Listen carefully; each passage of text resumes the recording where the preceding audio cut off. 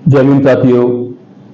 आज 15 सितंबर 2023 है और आज एक काफ़ी बड़े गैप के बाद, काफ़ी बड़े अरसे के बाद मैं आपके बीच में दोबारा उपस्थित हुआ हूं।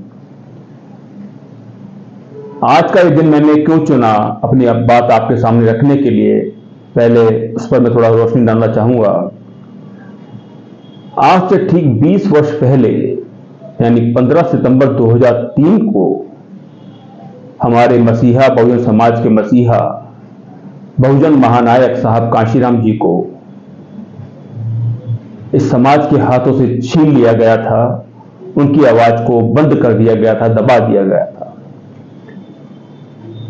आप में से जो लोग उस दौर में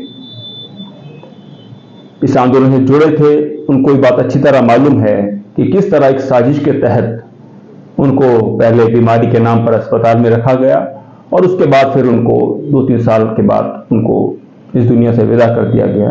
उसमें एक लंबी कहानी है, आप में सब लोग इस बात को जानते हैं कि उनके साथ क्या क्या हुआ।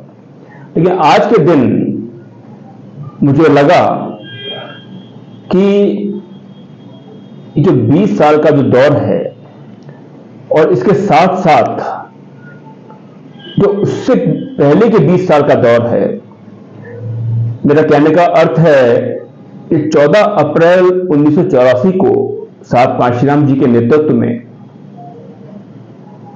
बहुजन समाज पार्टी का जो निर्माण किया गया था, उसकी स्थापना की गई थी। उस दिन से लेकर 15 सितंबर 2003 तक यानी लगभग 19 साढ़े 19 साल तक कांशीराम साहब के कुशल और ईमानदार नेतृत्व में ये आंदोलन, ये पार्टी पूरे देश में एक बहुत बड़ी ताकत बनकर उभरी। और 15 सितंबर 2003 के बाद आज तक यानी लगभग 20 साल, पूरे 20 साल इस आंदोलन और इस पार्टी की कमान मोटे तौर पर मायावती के हाथ में रही है। तो 20-20 साल की जो दो दौर हैं, 1984 से 2003 तक और 2003 से लेकर 2023 तक, ये 20-20 साल के दो कालखंड हैं। इसको पहले को हम कांशीराम युग कह सकते हैं और दूसरे कालखंड को 2003 से लेकर आज तक इसको हम मोटे तौर पर मायावती का कालखंड कह सकते हैं। ये दो जो कालखंड हैं, इनका विश्लेषण करना, इनको समझना बहुत जरूरी है।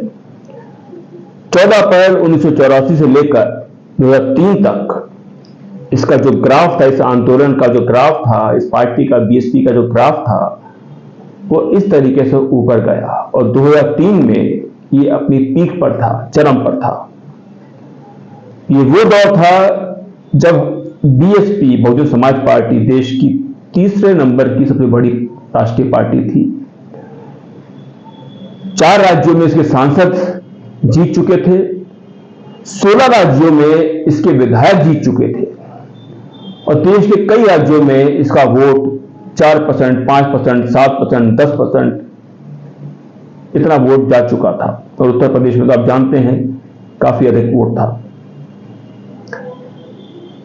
तो जो कांशीराम युग था, कांशीराम जी का दौर था, और उस दौर के बाद जब इस पार्टी की कमान जिस भी तरीके से, छल से, बेईमानी से या किसी भी तरीके से मायावती के हाथ में आई और पिछले 20 साल का जो विश्लेषण है, जो ढलान है, जो गिरावट है, जो उतार है, इसको हमें समझना बहुत जरूरी है। आज अगर हम देखें, ईमानदारी से विश्लेषण करें, तो बीएसपी की जो स्थिति है राष्ट्रव्यापी स्तर पर और विशेषकर उत्तर प्रदेश के स्तर पर बहुत ही दयनीय स्थिति नजर आती है। अधिकांश राज्यों में बीएसपी का वोट है वो आधा %, 1%, 1.5%, इससे ज्यादा नहीं है। उत्तर प्रदेश में भी आपने देखा पिछले साल जो विधानसभा चुनाव हुए 2022 में, उसमें सिर्फ 13% वोट मिल सके और मात्र एक विधायक जीत पाया, और वो भी आप लोग कहते हैं कि भाजपा में चला गया है। वो कुल मिलाकर मामला 0 पर पहुंच चुका है। आने वाले 6 महीने के बाद, 6-7 महीने के बाद देश में फिर लोकसभा के चुनाव हैं 2024 में, और आज जो स्थिति बीएसपी की नजर आती है वो आप सबके सामने है। पूरा ताना बाना जो था देश भर में पार्टी के कार्यकर्ताओं का, पार्टी के नेताओं का, चाहे वो प्रदेश स्तर हो, चाहे वो जिला स्तर हो, विधानसभा स्तर है, वो सारा ताना बाना छिन्न भिन्न हो चुका है। समाज पूरा बिखर चुका है या बिखर रहा है।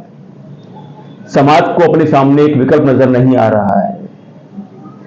मायावती की भूमिका को लेकर हम लोगों ने बहुजन मूवमेंट बचाओ राष्ट्रीय आंदोलन के माध्यम से पिछले 10-12 साल में बड़े पैमाने पर राष्ट्रीय स्तर पर हम लोगों ने अपने समाज को चेताने की, उनको चेतावनी देने की कोशिश की कि जिस रास्ते पर मायावती चल चुकी है वो रास्ता इस पूरे बहुजन आंदोलन को, बहुजन समाज को और खुद मायावती को एक बहुत गहरे कुएं की तरफ ले जा रहा है। और आज वो दिन आप सब देख रहे हैं। मुझे बताने की जरूरत नहीं है कि आज की स्थिति में हम लोग, हमारा पूरा समाज खड़ा है। तो साथियों, ये दो दौर रहे, इन दो दौरों में हम लोगों ने, हम सब ने, विशेषकर जो लोग 40 साल 50 साल की उम्र या इसके ऊपर की उम्र है के लोग हैं, इन्होंने इस आंदोलन के दोनों पहलुओं को देखा है। दोनों जो दौर रहे हैं उनको देखा है। चढ़ाव का दौर भी देखा है, उतार का दौर भी देखा है। कांशीराम साहब जब जिंदा थे, जब वो एक्टिव थे, आप में से पुराने लोगों को याद होगा कि उन्होंने कई वर्षों तक एक आंदोलन चलाया था। उसको उन्होंने टाइटल दिया था, कहीं हम भूल न जाएं, कहीं हम भूल न जाएं। और इस आंदोलन के माध्यम से कार्यक्रमों की एक बहुत बड़ी श्रृंखला थी जो उन्होंने देश के अलग अलग हिस्सों में आरंभ की, और उसके माध्यम से वो हमारे महापुरुषों के संघर्ष को, उनकी अचीवमेंट्स को, उनके इतिहास को समाज के बीच में जाकर दोहराते थे और समाज को जागरूक करते थे। तो आज भी मुझे ऐसा महसूस होता है कि दोबारा हमें उस दौर के इतिहास को बताने की, खासकर युवा पीढ़ी को बताने की जरूरत है कि जिस स्थिति में, जिस अफरा तफरी की स्थिति में हम लोग आज खड़े हैं, हमारा पूरा समाज खड़ा है, जिस अंधकार में हम लोग पहुंच चुके हैं, उसके बारे में हम लोग जाने की आज ये स्थिति ऐसी पैदा क्यों हुई है। बहुत से लोग ऐसा मानते हैं, ऐसा कहते हैं कि मनुवादी ताकतों की साजिश से ये हुआ। कुछ हद तक ये बात सही हो सकती है, क्योंकि हम दुश्मन से दुश्मनी की अपेक्षा नहीं करेंगे तो किस चीज की अपेक्षा करेंगे।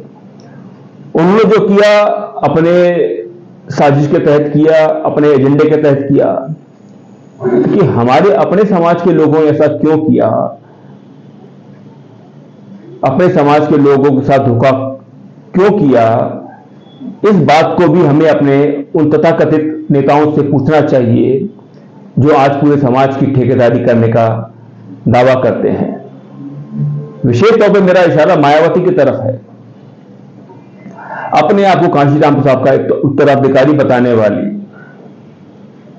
अपने और अपने पूरे परिवार के सहित पूरी पार्टी पे कब्जा करने वाली, आज मायावती का पूरा परिवार पार्टी के शीर्ष पर स्थापित है। देश के अलग अलग राज्यों में उनके चुने हुए चमचे लोग स्थापित किए जा चुके हैं। इसलिए ये पार्टी का जो सत्यानाश जो हुआ है, इस आंदोलन का जो सत्यानाश हुआ है, जो दुर्गति हुई है, उसके लिए कौन जिम्मेदार है, ये बात अब मुश्किल नहीं है समझने के लिए। और विशेषकर वो लोग जो पिछले 10-12 सालों में मायावती के इस देश के प्रधानमंत्री बनने का जो सपना पाले हुए थे, उनको मैं बताना चाहता हूं कि आज मायावती मनुवादी ताकतों, विशेषकर बीजेपी और आरएसएस के पिट्ठू बनकर सबके सामने खड़ी है। जो बीजेपी और आरएसएस का इशारा होता है वो मायावती फॉलो करती है, और आज उससे कुछ उम्मीद करना कि वो बहुजन समाज के हित में कुछ करेगी या करना चाहेगी या कर सकती है, ये हमारे लोगों की मूर्खता होगी अगर हम ऐसा सोचते हैं। तो साथियों, आज का ये दिन हम सबके लिए एक बड़ी तकलीफ का दिन है कि मुझे वो दिन याद आता है जिस दिन कांशीराम साहब को आज से 20 साल पहले एक छल के साथ, एक धोखे के साथ उनको गिरफ्त में लिया गया, बीमारी के नाम पर उनको अस्पताल में रखा गया और 8 अक्टूबर 2006 को उनको इस दुनिया से विदा कर दिया गया। साथियों,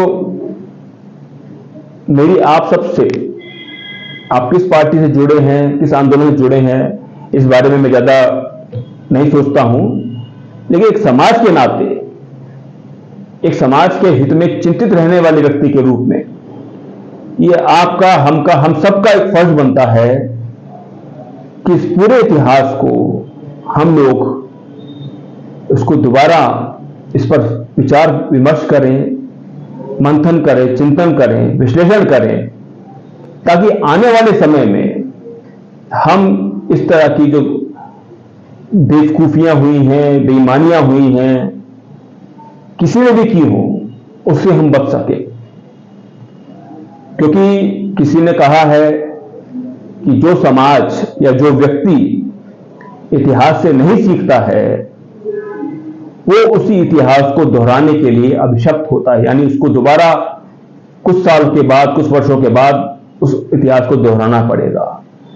और अगर हम सीख ले लेते हैं तो उम्मीद रहती है कि हम लोग उस इतिहास को दोबारा ना दोहराने की नौबत आए। तो साथियों, 15 सितंबर 2023 के आज के इस दिन मुझे ऐसा महसूस हुआ कि जो एक बहुत बड़ा संकट हमारे आंदोलन के ऊपर, हमारे समाज के ऊपर आया हुआ है, और विशेषकर पिछले 10 सालों से जो मोदी सरकार, बीजेपी सरकार, मनुवाद, शुद्ध मनुवाद की सरकार इस देश पर हावी है, इस देश की छाती पर चढ़ी हुई है, दलित शोषित समाज, हमारा जो अल्पसंख्यक समाज है, सबके ऊपर अट्टहास करते हुए उनको रौंद रही है, उस संकट से हमें कैसे बचना है, इस पर भी विचार करना जरूरी है। और साथ ही साथ ये जो दौर है, इस दौर का महीन बारीक विश्लेषण करना भी जरूरी है कि किस तरह हमारे समाज के कुछ लोग भी अपनी अंधभक्ति में, अपने एक कहा जाए कि नशे में, एक फर्जी सपने को दिखाकर उनको बहलाया गया, प्रधानमंत्री बनने का सपना दे कि कोई चमत्कार होगा, कोई सोशल इंजीनियरिंग होगी और वो फलानी जी प्रधानमंत्री बन जाएंगी। तो आज जो दुर्गति अपने समाज की हुई है उसमें वो अंधभक्त भी दोषी हैं कि जो सोचते हैं कि चमत्कारों से या किसी तरह की अंदर खाने की सेटिंग से कोई आपको प्रधानमंत्री बना देगा। प्रधानमंत्री बनना हो या सत्ता लेनी हो, उसके लिए ईमानदारी पूर्वक संघर्ष करना बहुत जरूरी है। ईमानदारी पूर्वक अपने समाज को साथ लेकर चलना बहुत जरूरी है, जैसा कि कांशीराम साहब ने 1984 से लेकर 2003 तक किया और उसके बहुत अच्छे परिणाम हम सबको देखने को मिले। तो साथियों, ज्यादा बातें मैं नहीं करना चाहता, और जो विषय होंगे मैं आगे जल्द ही आपके बीच में और विषय लेकर आपके बीच में आऊंगा। लेकिन मेरी आपसे गुजारिश है कि एक इस देश का नागरिक होने की हैसियत से, बहुजन समाज का अंग होने की हैसियत से, अपनी सामाजिक प्रतिबद्धताओं को समझते हुए हमें हर व्यक्ति, चाहे वो देश के किसी भी कोने में बैठा हो, चाहे वो ग्रामीण क्षेत्र में बैठा हो, शहरी क्षेत्र में बैठा हो, पढ़ा लिखा हो, अनपढ़ हो, स्त्री हो, पुरुष हो, युवा हो, बुजुर्ग हो, उसकी ये जिम्मेदारी बनती है कि वो इस बात पर सोचे, विचार विमर्श करे, विश्लेषण करे कि ये जो कुछ हुआ, क्या हुआ, क्यों हुआ, और अब हमें इस संकट से कैसे निकलना है, आगे का रास्ता कैसे बनाना है। और मुझे उम्मीद है आज भी देश में बहुत से ऐसे अच्छा सोचने वाले, समझने वाले लोग मौजूद हैं कि जो इस पर सोच सकते हैं, विचार विमर्श कर सकते हैं और समाज को दिशा देने के लिए काम कर सकते हैं। तो ये कुछ बातें थी जो मैं चाहता था कि आपके बीच में रखूं, और काफी दिनों के बाद मैं आपके बीच में आया हूं, और मैं आपको विश्वास दिलाता हूं कि बहुत जल्द मैं और भी इसी तरह के वीडियोस लेके आपके बीच में आऊंगा, अपनी बातें, अपने विचार, अपनी भावनाएं आपके बीच में रखूंगा। ताकि ये जो संवाद की स्थिति पिछले कुछ दिनों में टूटी हुई थी हमारे और आपके बीच में, वो दोबारा स्थापित हो। और जो हमारी पार्टी है बहुजन नेशनल पार्टी, इसके माध्यम से भी हम पूरे देश में आपके बीच में आएंगे और आपसे विचार साझा करेंगे, आपके दुख दर्द को सुनेंगे, आपकी अपने दुख दर्द, अपनी भावनाएं आपको समझाएंगे। वो एक लंबी प्रक्रिया है, उस पर हम बाद में बात करेंगे। लेकिन ये 15 सितंबर 2023 का जो एक बहुत ऐतिहासिक दिन है, जिस दिन एक बहुत बड़ा चेंज इस आंदोलन में आया था, गिरावट आनी शुरू हुई थी, इस दिन से सबक लेना हम सब के लिए बहुत जरूरी है। तो ये बात मैं आपके बीच में रखना चाहता था।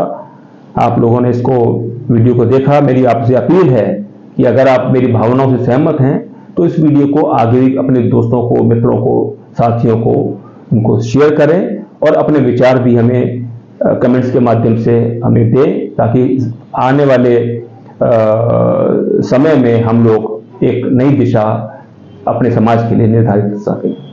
धन्यवाद। जय भीम, जय भारत, जय कांशीराम।